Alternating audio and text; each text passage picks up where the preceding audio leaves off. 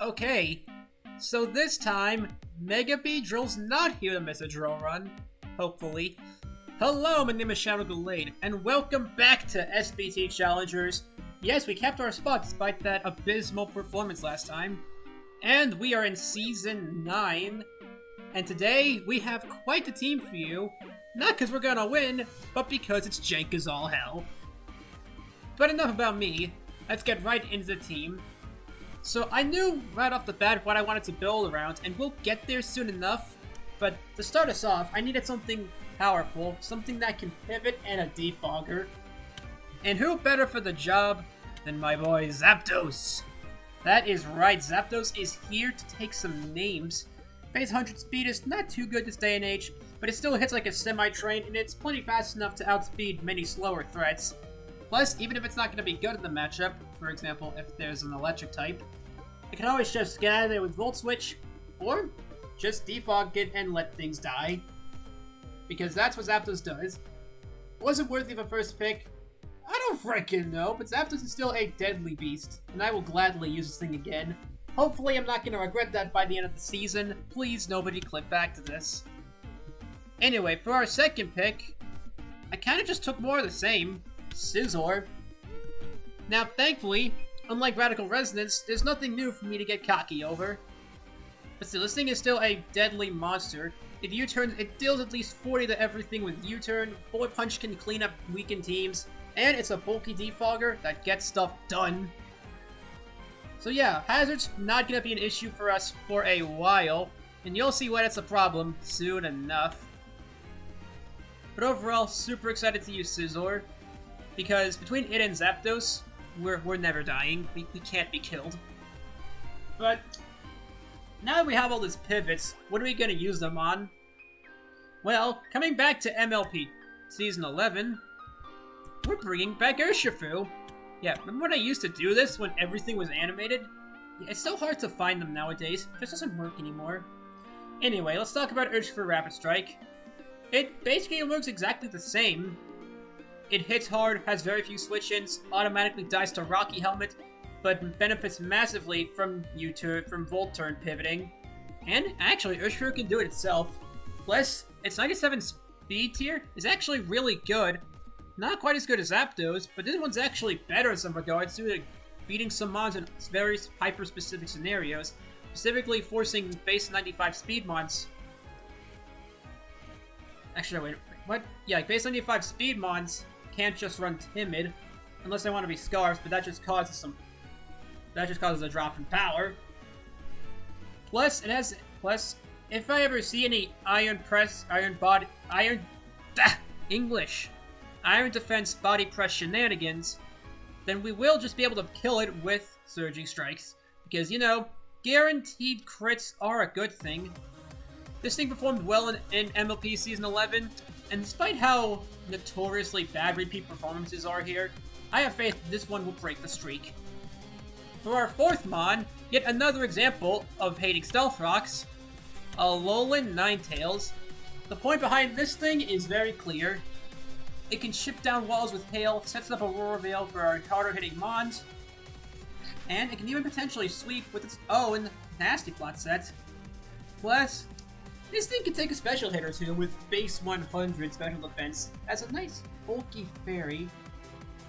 Overall, super excited to use this thing. Someone's calling me in the middle of a recording, but I'll deal with that later. Now, its weaknesses aren't quite perfectly covered here, as Urshifu isn't exactly a bulky water. But still, I think we can handle pretty well. And now to the point where I realized I have no idea what I'm doing, and the thing I originally built this team around. With that being said, say hello to Zard Y! Yeah, so let's get this out of the way. 2 rock weaknesses in a row, but we had 2 defoggers in our first 2 picks. That shouldn't be an issue. And most importantly, this thing is a nuke and a half. Like I said, 159 special attack in the sun. Basically, like, unless your name's Chansey, nothing wants to take this thing. And this is only even more proven with the fact that when you realize, even if you're switching into Zard Y, I can always predict that you turn out and go into Urshifu, have fun, While Surging Strikes won't do as much, and that's something I have to play around, the power of Jank will win. I mean, for Arceus' sake, a 4 Psychic-type draft took me to the finals. Let's not forget that time. But regardless, this thing is monstrously powerful, and heck, with its 104 base attack, we could set up a D-Dance to try to cheese sweep people, realistically. Though I'm gonna put that idea on the back burner because, well, it sucks. Anyway, going with some nice extra synergy with the Charizard pick, we have our 6th choice, Venusaur, and hey, Geraldo's here! Nice to see you, Geraldo. I think this will be your first SBT season, so happy to see you. Let's go over Venusaur first. This is a perfect pairing for Charizard. Like, I could probably just switch in Charizard onto Stealth Rocks, let it die to them, go into Venusaur, and claim 2 free kills. Because Venusaur, at +2 in double speed, is a monstrously powerful thing. And if we can get Rocks up ourselves, which I doubt, it will kill everything in one shot. +2 Weather Ball, +2 Solar Beam, Sledge Bomb, Earth Power, etc. This thing is a monstrously powerful threat. And even if we don't want to bring Sun that week, because, as you'll see later, we're playing Double Weather, Subseed is still a very menacing thing, because Sleep is monstrously powerful and can set up for later threats potentially because, let's be honest here, if you see Venusaur in Team Preview, you're gonna assume it's growth.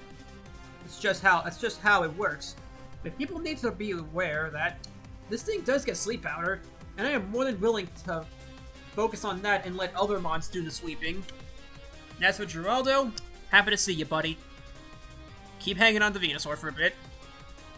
Now then, for our 7th pick, this is a menace in the background and another Rock's weakness. Just saying. Like with my draft, you have to be prepared for every kind of sweeper to deal with. Like you don't want to die to Venusaur, but you also don't want to die to Dragonite. As such, we are perfectly able to keep the immense offensive pressure with our opponent having to be on the back foot dealing with all of our offensive threats. But let's go with what Dragonite does. We all know what Dragonite does. Multi-scale, D-Dance, win. That's how Dragonite plays. Not only that, it is a powerful mixed attacker, being able to just decimate whole teams with a nice Draco Meteor or two. And overall, super excited to bring this thing back from our championship run. Now then, for our 8th pick, I told y'all we were pulling double duty on weather. Yep, yet another sweeper! This is going to work out very well. Jank. And another Stealth Rock weakness, but who cares about that? As for what Sandslash does, besides Hail Sweeping, it is another Defogger, which my team will always appreciate, because being chipped down is not in the cards for this one. But even outside of Hail, this thing still hits and tanks fairly hard, considering its typing, all things considered. But even still, there are plenty of mons that can counter the Alolan Sandslash. So how do we deal with that? Well, sometimes you just need an assassin. Not every mon can deal. Like, sometimes my opponent's gonna have a chance here too. Maybe a Mega Aggron. So, we need Dugtrio here to deal with these threats. And like, if Dugtrio can get in, which, based on our first 2 picks, is not that big an is not too much of an assignment, it can be easily done. We can just, my opponent has a bulky fire type. Hey Zapdos, use Volt Switch. Boom, we got Dugtrio in. Suddenly, they're down a fire type. And what's your check to Sandslash or Charizard? Who knows? The point is, this thing is a surgery bot. And surgically removing things is a fun thing to do. And finally, our final pick, well, our 10th pick, our final pick's Geraldo, but he's just vibing with Venusaur right now.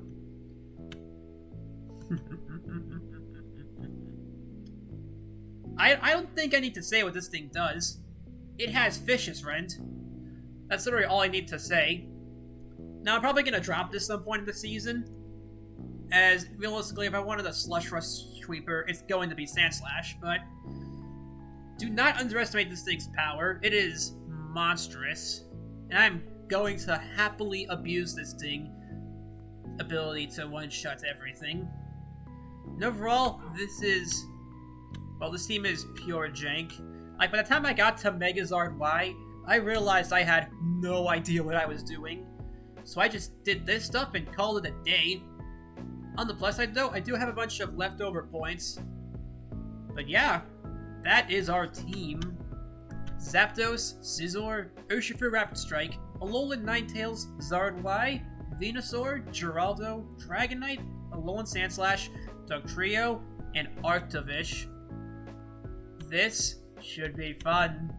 Not for me, but for you to watch me jank. See you guys in week 1.